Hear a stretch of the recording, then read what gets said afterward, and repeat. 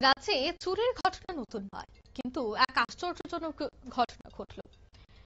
বৈদ্যুতিক সরঞ্জাম চুরি হতে হতে এমন এক পর্যায়ে গিয়ে ঠেকেছে যে এবার বিদ্যুৎ পরিষেবা বন্ধ হওয়ার পথে। তেলিয়ামুড়া শহরের প্রাণকেন্দ্রের বিভিন্ন এলাকায় একই অভিযোগ। জনতার হাতে এবার ধৃত চোর, পুলিশের ভূমিকায় ক্ষোভ। জানা গেছে যে তেলিয়ামুড়া শহরে এই অদ্ভুত ঘটনা ঘটেছে। বৈদ্যুতিক গ্রিভ বা প্লাগ চুরি করে বিদ্যুৎ বিভ্রাট ঘটিয়ে এলাকাবাসীর ভোগান্তির কারণ হয়ে দাঁড়ালো বিশালগড়ের পরিতোষ দেবনাথ নামে এক যুবক। শনিবার দিনভর তেলিয়ামুড়ায় বিভিন্ন এলাকায় বিদ্যুৎ সংযোগ বিচ্ছিন্ন হয়ে পড়ে। প্রথমে সাধারণ ত্রুটি ভেবে বিষয়টি এড়িয়ে গেলেও পরে দেখা যায় একাধিক বৈদ্যুতিক খুঁটির গ্রিভ বা প্লাগ রীতিমতো উধাও। এই গ্রিভগুলির মধ্যে থাকা পিতলের অংশ চুরি করতেই মূলত এই চুরির কাণ্ড, এমনটাই জানাচ্ছে বিদ্যুৎ দপ্তর। অবশেষে আজ সকালে দশমীঘাট রাজনগর এলাকায় স্থানীয় সচেতন নাগরিকরা পরিতোষকে হাতে নাতে ধরে ফেলে তাকে সংঘবদ্ধভাবে আটক করে উত্তম মধ্যম দিয়ে খবর দেওয়া হয় তেলিয়ামুড়া থানা এবং বিদ্যুৎ দপ্তরে। পরে পুলিশ এসে অভিযুক্তকে হেফাজতে নেয়।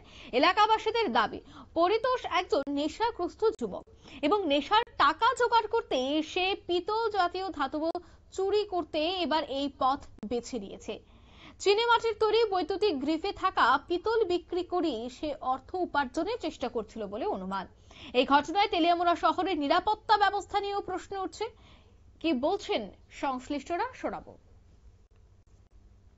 গতকালকে থেকে আমাদের ট্রান্সফরমারের গ্রিপ পাওয়া যায় না, যে স্টাফের আমরা পাবলিক আইয়ে ফোন করে যে কারেন্ট নেই। আমরা কালকে গিয়ে দেখি 3টে স্বাধীন থানা সাব স্টেশনে 4টে গ্রিপ নাই। আমরা কে নিল, তারপর খোঁজাখুঁজি করলাম, আমরা স্টাফের খোঁজাখুঁজি করলাম, তারপর আমরা যে কন্ট্রাক্টরের কাজ করে সবাই নিজেরাও দেখলাম কি আমরা কেউ জানি না। তারপর আমরা ওগুলো ডাইরেক্ট করে দেওয়া হয়েছে সেম। আমরা তারপর ওসি সাহেবরও জানাইলাম যে আমাদের এই সমস্যা হইতেছে, আমাদের গ্রিপ পাওয়া যাইতেছে না, ট্রান্সফার করে। তারপর স্যার করছে, তারা আমরা দেখতেছি। আজকে সকালবেলা পাবলিকের সহযোগিতায় এখানেও গ্রিপ নিচে কারেন্ট নাই, তারপর পাবলিক ধরছে, ধৈরা পুলিশের কাছে সদার্পণ করছে। কোন এলাকা থেকে? এটা দশমীঘাট রাজনগর। আচ্ছা, বাড়ির লিগা তো হ্যাঁ যে গ্যাংয়ের সামনে দাঁড়াই দিছিল, কারণ আমি আর চিনি না সেই ছেলেটারে। তো আমি বালু টানতেছি, 4 বস্তা বালু টানার পরে ফট করে দিদি কান্দ করে লিয়ে ফেলছে। আমি আর হ্যাঁ কি আনে, আমি জিজ্ঞেস করলাম কি রে কিনেস, কয় নিপুল নিপুল নিপুল করে সে আয় বললো দিকে। আমি যাই দিক গ্রিপটি নেই। আমি আবার সঙ্গে সঙ্গে দিকে আসলাম, আইসে দিয়ে দিই বাস জিঙ্গেল। আমি ছেলেটা বাড়ি করি, এমুক ছেলেটা টাইপের মতো চেহারা, এমুকের নাতি, এই নাতি কার নাতি চিনি না আমি। বাড়িতে দিয়ে দিই গ্রিপটি জানা।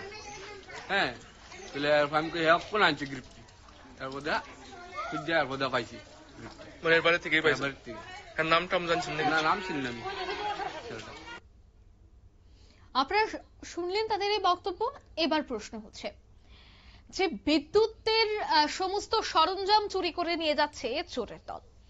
রীতিমতো কারেন্ট অফিসে ফোন করে কর্মীদের আনাতে হচ্ছে কেন বিদ্যুৎ নেই।